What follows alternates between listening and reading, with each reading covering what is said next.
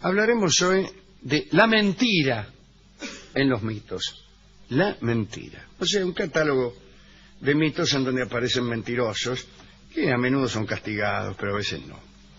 En un principio, en los mitos griegos, la mentira aparece como una abstracción generada por Éter.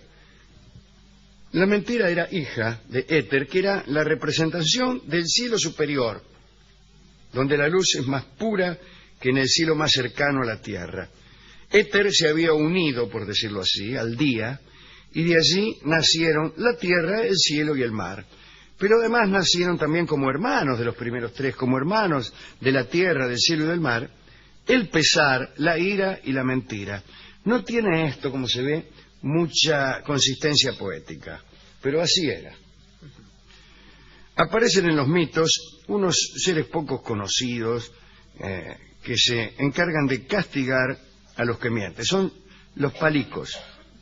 Eran dioses gemelos, oriundos de Sicilia, que a veces pasaban por ser hijos de Zeus y Talía, una de las musas.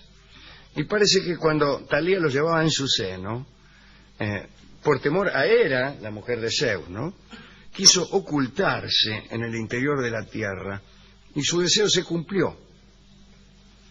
Se escondió bajo la tierra, la mina. Y allí pasó todo el embarazo. Cuando llegó el momento de dar a luz, los gemelos salieron del suelo y nacieron como un zapallo. Esta particularidad explicaba su nombre, que significa los que vuelven. Bueno, qué sé yo. Los palicos se reunían cerca del lago de Nasquia, donde se producían ciertos fenómenos extraños. Bueno, ahí hay una de las entradas más importantes al infierno, en el lago de Nasquia. Parece que las aguas de este lago emanaban un fuerte olor a azufre. Se decían que las aves que sobrevolaban estas aguas morían al instante, y los hombres que se acercaban mucho morían, pero a los 3 días. En aquel lugar se hacían juramentos y promesas. Cuando alguien quería jurar alguna cosa, la escribía en una tablita y la arrojaba al agua. Si la tablita flotaba, el juramento era verdadero, la promesa se iba a cumplir. Si, por el contrario, se hundía, la promesa era nula. Y estos seres, los pádicos, producían la ceguera a los mentirosos que invocaban su nombre o su ayuda. Esa es la primera historia de mentirosos que quedan ciegos por jurar en vano en las aguas sulfurosas del lago Nasquia. Ahí donde, como he dicho, está una de las entradas más importantes del infierno. Segunda historia. Ródope era una chica que había prometido a Artemis, que es la diosa de la caza, conservar su virginidad. Sabe que Artemis es virgen y aprecia muchísimo la virginidad. En cambio, Afrodita, que es la diosa del amor, justamente detesta a las vírgenes. E irritada por la promesa de Ródope, inspiró en ella un amor violentísimo hacia un pastor llamado Eupínico. Un día, Ródope se encontró con el pastor en el monte, entre los yuyos, y sucumbieron al amor, si me permite decirlo de esta manera, ¿no? Es decir, se amaron anti-yuyi. Artemis, enfadada, probablemente era la diosa de la virginidad, castigó a esta chica y la convirtió en una fuente que brotaba en la misma gruta donde ella había faltado a su promesa. Nos enteramos entonces que no fue entre los yuyos, sino en el interior de una gruta. Bien. Esta fuente servía para probar a las jóvenes que debían permanecer vírgenes y quedó como una prueba para las generaciones posteriores. Cada vez que una joven decía ser virgen, debía escribir tal cosa en una tablita y ataba la tablita, escribía soy virgen, firmado Lola Jamón. Y ataba la tablita al cuello y luego bajaba al manantial.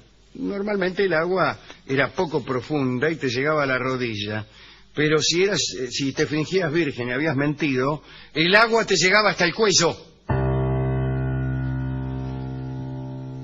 En este orden se contaba que cerca de Éfeso había una gruta donde el dios Pan había depositado la primera siringa. Dicha gruta también servía para probar a las jóvenes que decían ser vírgenes. Las jóvenes eran encerradas ahí en la gruta y si eran realmente vírgenes se oía el son melodioso de la siringa. Al poco tiempo la chica salía del interior de la gruta coronada de pino. Si en cambio había mentido, se oía desde afuera unos gritos fúnebres y sonidos horrísonos. Y no salía nadie. Si al cabo de unos días alguien entraba, no encontraba tampoco a nadie. Parece que las mentirosas desaparecían misteriosamente en aquella gruta cerca de Éfeso. Bien, contaré otra historia de mentirosos, ¿no? Había un señor llamado Cianipo. Era un hombre muy sabio que se había casado con una doncella hermosa. Y Cianipo era cazador. Pero se casó con esta mina, Leucone se llamaba. Y después de casarse, el tipo seguía saliendo a cazar por la madrugada y volvía al amanecer. Muy cansado, ¿eh? Muy cansado, y tan cansado que se acostaba y se dormía enseguida, sin atender a la pobre Leucone, que se aburría como una ostra. Un día Leucone se cansó y, sospechando que Cianipo le mentía y que andaba con mujeres, decidió seguirlo para ver lo que hacía. Salió de su casa, caminó un largo rato. En un momento se encontró en la espesura del bosque, donde los perros de su marido la descubrieron. La jauría se arrojó sobre ella y la mató. Se la morfaron. Todo por desconfiada, ¿no? Cianipo, muy entristecido, levantó una pira, depositó allí a su mujer, mató a los perros, los dejó también en la pira, ¿no? Eso fue. Finalmente se mató él. O sea, arregló todo. También está la famosa mentira de Fedra, ¿eh? Fedra, la hermanita de Ariadna. Ariadna fue aquella que ayudó a Teseo, el famoso héroe de Atenas, cuando se presentó para matar al Minotauro, ¿no? El Minotauro estaba en el centro del laberinto de Cnosos, y todo el mundo se perdía allí, y Ariadna, que era la hija de Minos, justamente el enemigo de los atenienses, le dijo: mira, yo te voy a ayudar porque la mina, aquí entre nosotros, ahora que no nos ve nadie, había quedado deslumbrada por Teseo. Le dijo: mira, te doy este piolín, que era un piolín no de saquito de té, sino un hilo chanchero de 5 guitas el metro. Y yo voy a andar desenrollándolo, y después para volver seguís el piolín y asunto arreglado. Pero después Teseo la desairó y la abandonó en una isla y se quedó con la hermana de Ariadna, que se llamaba Fedra. Bueno, a todo esto Teseo también había tenido un hijo en circunstancias anteriores, con una amazona, probablemente la amazona Hipólita, ya que el hijo se llamaba Hipólito. Y había heredado de su mamá la pasión por la caza y las prácticas violentas. Hipólito distinguía con especial veneración a Ártemis, la ya mencionada diosa de la caza, que era también una diosa casta. Y en cambio despreciaba a Afrodita, la diosa del amor. Quiere decir que Hipólito era un muchacho casto. Pero la diosa Afrodita se vengó de Hipólito, tal como procedió en la venganza anterior. Suscitó en el corazón de Fedra, que era la mujer de la segunda esposa de Teseo, un amor por el muchacho de esos que no se pueden sofrenar. Fedra, enloquecida, fue a buscar a Hipólito, pero él la rechazó. Dijo: mire, señora, usted podría ser mi madre. Fedra temió entonces que el muchacho fuera a contarle todo al papá, a Teseo, y entonces mintió. Hizo la gran Putifar. la misma historia de la mujer de Putifar, la misma historia de Belerofonte con el rey Preto. Bueno, rasgó su vestido, rompió la puerta de la habitación y afirmó que Hipólito había intentado violarla. Teseo le creyó, veo como en ese caso son los padres, y pidió a Posidón, el dios, que matara a su hijo. Mirá vos, ¿no? Teseo. Y Posidón aceptó, mandó un monstruo marino que salió de las olas cuando Hipólito conducía su carro a orillas del mar. Parece que el monstruo asustó a los caballos, Hipólito se cayó del carro y murió. Última mentira. En una cacería, Peleo, el papá de Aquiles, había matado secretamente no sé, había matado a uno de los cazadores, uno de los participantes, de un flechazo, homicidio.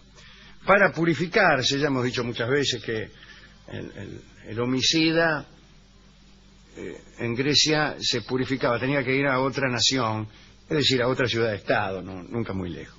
Pero el destierro era la purificación. Para purificarse de este homicidio, Peleo fue hasta Acasto, el reinado de Acasto. Y en aquel lugar, a Jeramia, la mujer, se enamoró de Peleo, y Peleo la rechazó, otra vez la misma historia. Y ella mintió. Envió un mensaje a la mujer de Peleo, donde le decía que su marido se disponía a abandonarla para casarse con otro. Bueno, la mujer se ahorcó. Esta no es la mujer, no es Tetis la diosa con la cual después se casó Peleo. Todavía herida en su amor propio, a Jeramia mintió otra vez, vio cómo era, ¿no? Y le dijo al marido que Peleo había tratado de seducirla. Y Acasto le creyó. Pero, como no se podía matar a un huésped, concibió la idea de, o no quería matarlo él personalmente, en todo caso no quería mancharse las manos con sangre, yo qué sé. Concibió la idea de llevarlo al monte a cazar. Allí se echaron a dormir un rato. Acasto esperó que Peleo se durmiera y lo abandonó para que las fieras lo devoraran. Y además le escondió la espada encima. O sea, bueno. Pero Peleo fue salvado por un centauro amigo. Siempre conviene tener un amigo centauro, aunque sea un poco caballo. Y en todas estas historias hay un castigo o algo parecido a un castigo por la mentira, pero no porque los griegos pensaran que todo pecado iba a merecer un castigo y toda bondad un premio. No hay aquí razones morales. Ellos más bien creían en una especie de simetría deslizada del universo, en donde siempre ocurría algo que emparejaba a los tantos, con un sentido no moral, sino simétrico. Yo utilizaría otra palabra propia de la epistemología y de la física, que algún oyente me va a ayudar. ¿Cómo se llama esta condición del mundo que surge de las diferencias? Por ejemplo, de la diferencia de presión. Hay una diferencia de presión, entonces, estoy hablando del planeta, una diferencia de presión. ¿Qué sucede? Inmediatamente la naturaleza tiende a emparejarlo. No, pero hay una palabra, mañana me la voy a acordar, que designa esa fuerza. Esa fuerza tiene un nombre, la fuerza que hace cuando usted levanta una esclusa, el agua que está a mayor nivel inmediatamente tiende a emparejarse. Tiene que ver con la termodinámica. Claro. ¿Cómo? ¿Acción y reacción? No, es una palabra sola. ¿Quién me dijo ya por ahí? Entropía. No es la entropía. Bueno, pero ya me voy a acordar. En eso creían los griegos, creían que el universo tendía a una cierta simetría, por eso temblaba, por ejemplo, Filipo de Macedonia, cuando le dijeron que 2 de sus caballos habían ganado en Olimpia. Quiere decir que se acreditaba el premio olímpico por 2 veces, y al mismo tiempo le dijeron que había nacido un hijo suyo, que no era otro que Alejandro de Macedonia, en la misma noche, el mismo día. Y él tuvo temor antes que nada, porque le parecía que muy pronto el destino se iba a encargar de enviarle desgracias tales que pudieran igualar la balanza, y pensaba que esas desgracias deberían ser muy grandes. Bueno, fuimos con todo esto al discotecario, que naturalmente no entendió nada. Le hablamos de la mentira y él dijo que él no mentía nunca, salvo cuando se veía obligado a hacerlo, que era casi siempre. Nos dio, entonces, no nos dio ningún disco, yo traje uno mío, que es uno de Karina Bierlegui. Sí. Que se llama justamente Parece Mentira. Ya que estamos hablando de mentiras, que está bien, que claro. Parezca mentira no está mal. Lo malo de la mentira es que parece verdad. Una Así buena que, mentira. que si parece mentira, no es tanta mentira. No hay tanto engaño, ¿no? Yo prefiero esas mentiras, las que parecen mentiras. Parece mentira es un bello vals de Canaro y de Mansi que va a cantar ahora mismo Karina Bierlegui con las guitarras de Juárez, Salmone y Soria.